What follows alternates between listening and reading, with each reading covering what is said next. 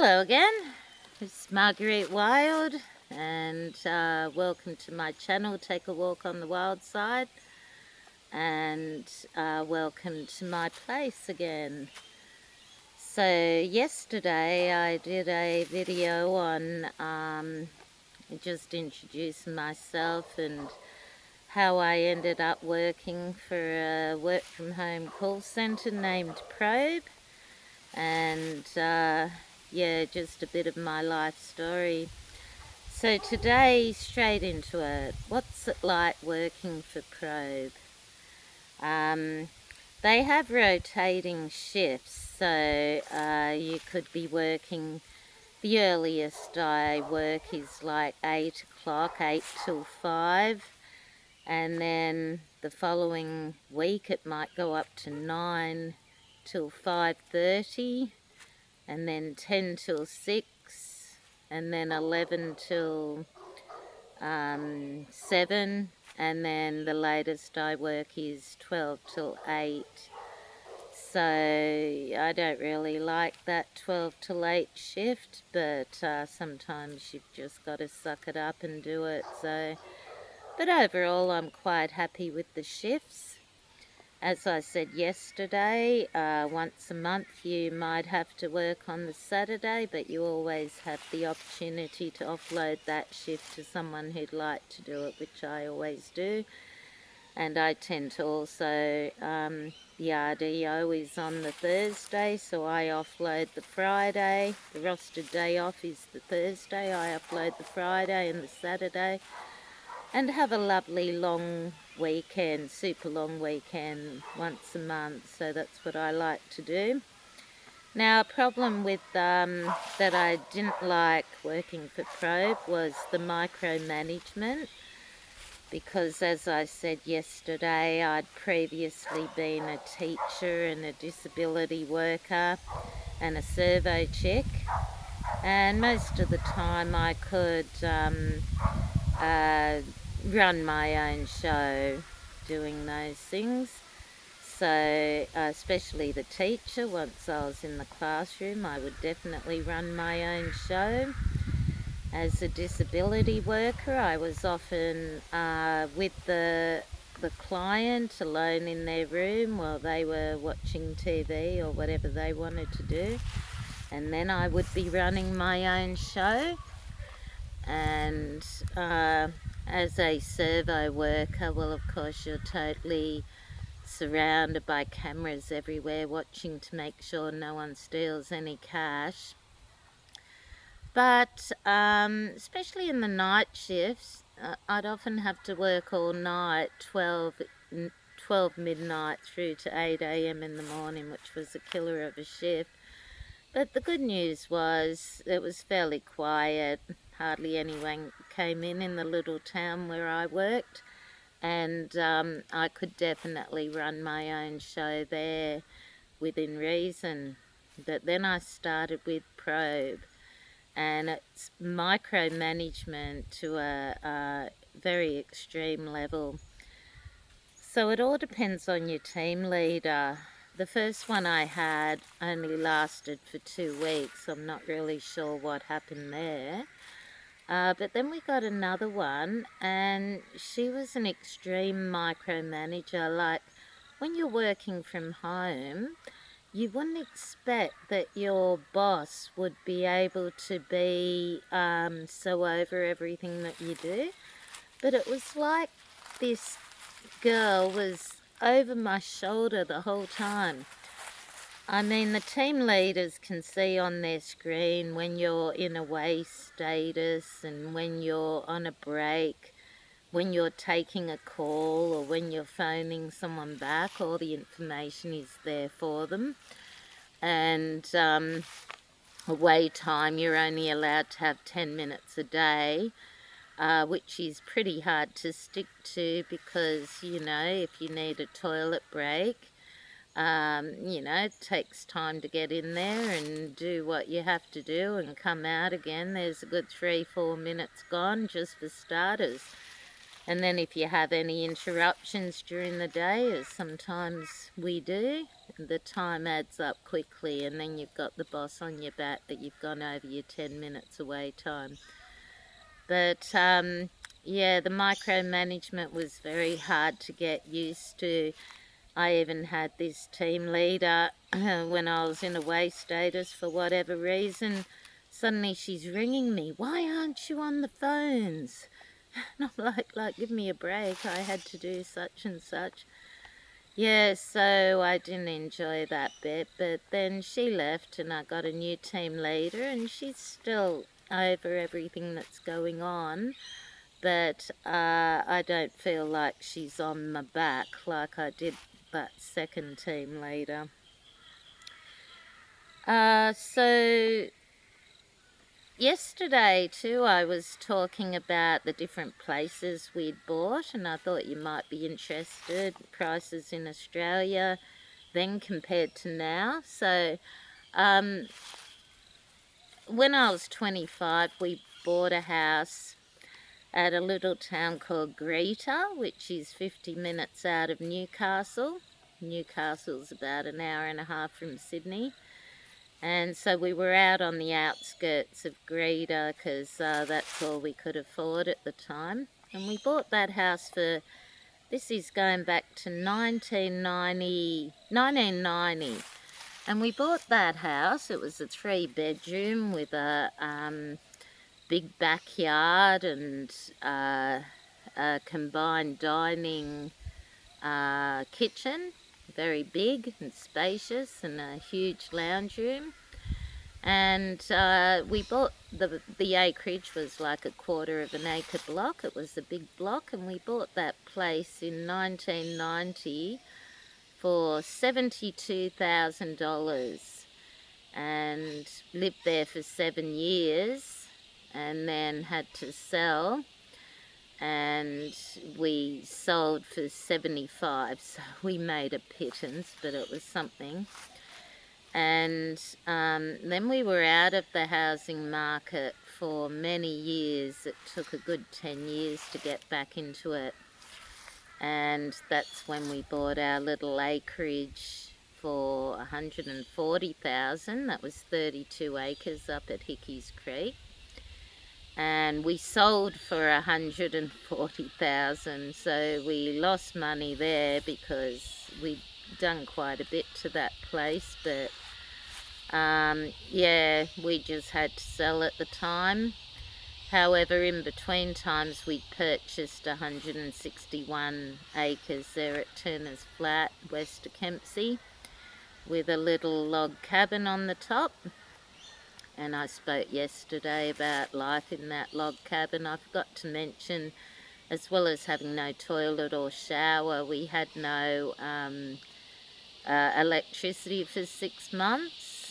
And the funny thing was, my son Andrew was in the beginning years of high school there, year 7 or year 8 when we were there. And one day he failed a test, whatever it was, and the teacher was saying, "Aaron, why did you fail the test?" And he said, "Miss, I've got to study by candlelight." Yeah, which I thought was funny. Yeah, and but as I said, that 6 months there was terrific, and almost like the best 6 months in of my life. But while we were living in the little log cabin, we were building a big American barn style cabin, and we ended up after 7 years there. We lived on a dirt road, took 7 kilometres of dirt road to even hit the bitumen. But when we sold that place, we actually made some money for the first time ever. We made $100,000 once you took into what we paid for the land, which was, I think we got the last good block in Kempsey. That was in about 2013. We paid $140,000 for 161 acres, and I'm pretty sure there was nothing like that again. Yeah, and so with the price of putting up the American barn style shed and so forth, we made 100,000, so that was pretty good. Yeah, we sold that one when the big bushfires of 2019 came through and burned our log cabin and nearly burnt my business. I had a little fancy dress business at the time. Burnt that and burnt out the whole property and scared the living daylights out of us, even though we had lots of land cleared around our American barn style shed. We probably had 100 metres cleared in all directions. When that bushfire came roaring towards us and we were surrounded by 20 fire engines all trying to save our house, and my husband Bert got a burnt face standing on the veranda from the fire, got that close, it burnt his face like the radiant heat. That scared the living daylights out of us, and we never wanted to go through that again. So that's when we sold up, made 100 grand, and decided to move up here to our little place of paradise somewhere in Australia. And so then we got a mortgage for 240,000 to buy this place, which was quite a bit, but I had a steady job at the time, so I didn't worry about it. We'll pay it off. But then the COVID struck, and as I mentioned yesterday, I lost 3 jobs. But the good news is the place doubled pretty much overnight due to that COVID, so that's the good news, that we're sitting pretty now, and we've paid off quite a bit of that mortgage as well, because I've been managing to do-si-do between jobs and keep the money rolling in. But back to Probe. So you can work in your pyjamas, and I quite like that over winter, working in my cosy pyjamas, but I only had 2 pair, and like when they were in the wash, obviously I had to wear other things. So just the other day, because I'm a sewer, I sewed up 5 pairs of beautiful fleecy pyjama pants that fit just me. I've got a lot of patterns in there that are made just to my size, and it's very easy to just cut out your pyjamas and know they're going to fit. So 5 pairs of fleecy pyjamas with the 2 I already have. I should always have a pair of pyjamas on hand to wear to work. And they only cost me $2 a pair, because at a market I picked up a whole bunch of fleece that some lady was offloading. Huge amount for $10. She had a lot more, and I'd wished I had more money on me to buy a lot more of it. But yeah, I got enough to do 5 pairs of pyjama pants, and there's still a bit left over to do something else with.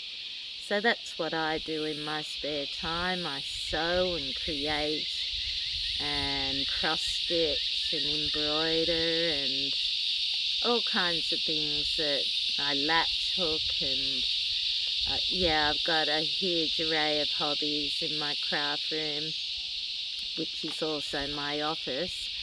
And yeah, that's what I like to do on the weekends. So just let me check my notes here. Yeah, one thing that you've got to put up with if you're working for a call centre like mine, where I work with the elderly, is lots of sad stories that can really take it out of you if you're an empathetic person like me.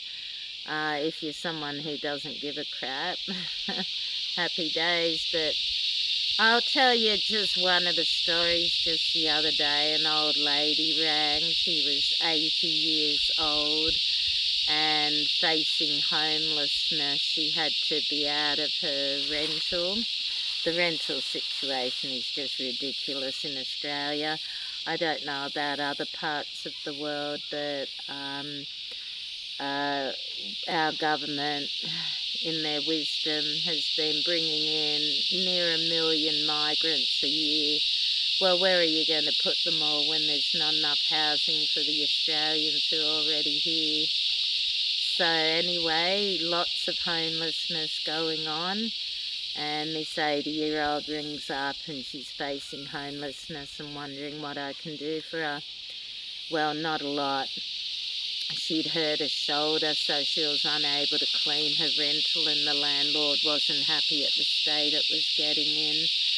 So all I could do was get her extra cleaning and gardening services to clean up the place a bit, but her only options were to go to the Housing Commission, that kind of thing, and put her name down for emergency housing. And she said, you know, I wasn't always like this, Marguerite. She said, years ago, my husband and I owned our place, and then my husband got really sick and had to go into a nursing home, and we were forced to sell our house to pay for those nursing home fees. He was in there for 3 years, and that's how I've got into this state at this age. So it can happen to anybody, and you shouldn't judge anybody. Any one of us could hit some bad luck like that and some tragedy and end up in the same spot, God forbid, as this poor woman. Imagine being 80 and facing homelessness. It's a horrible thought. So I'll just check my notes again. Okay, so I was also speaking about opportunities for advancement, and I mentioned you can advance to team leader and your wage jumps up to $33 an hour from 27, which is encouraging. And then from team leader you can go into operations management, and I imagine their pay leaps right up again. So then they're managing like 3 or 4 teams, you know. The team leaders are managing 16 people more or less in their team, and the operations managers are managing 3 or 4 team leaders and their teams. So it's a whole new setup. I mean, the odds of me ever making ops manager, I would say, are completely zero. At my age, I wouldn't have enough time to work my way up, but certainly team leader is achievable, and that's something I'll be going for.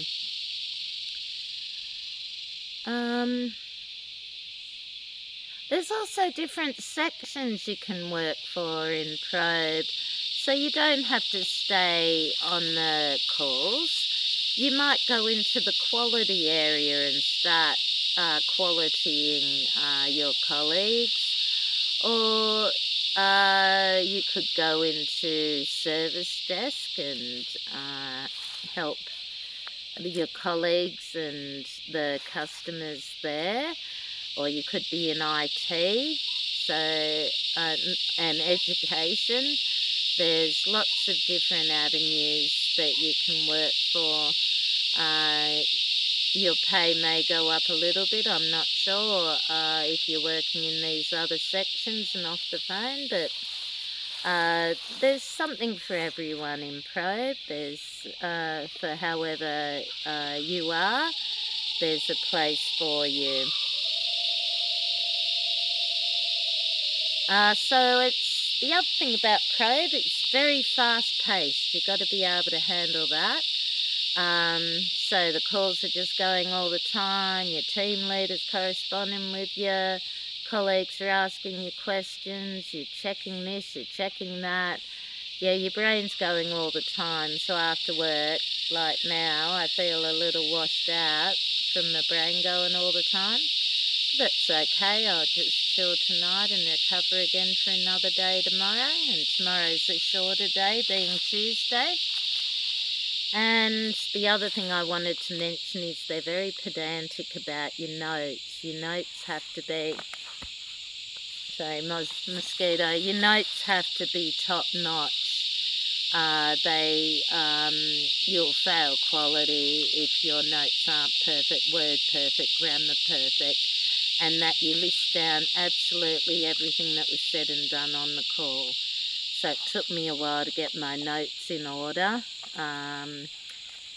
And I'm a teacher, you'd think I'd be good at that, but I've never had the pedantic requirements of this company, which I understand. I mean, the call centre is outsourced from the Department of Health, and they're the client, and the Department of Health in Australia wants very accurate notes because other people are looking at it. You got healthcare workers, you got home care package providers, you've got service providers, and you've even got the clients looking at their own notes in their online accounts.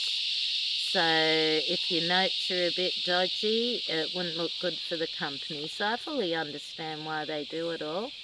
Yeah, and so that is the dirt on working for a call centre in Australia.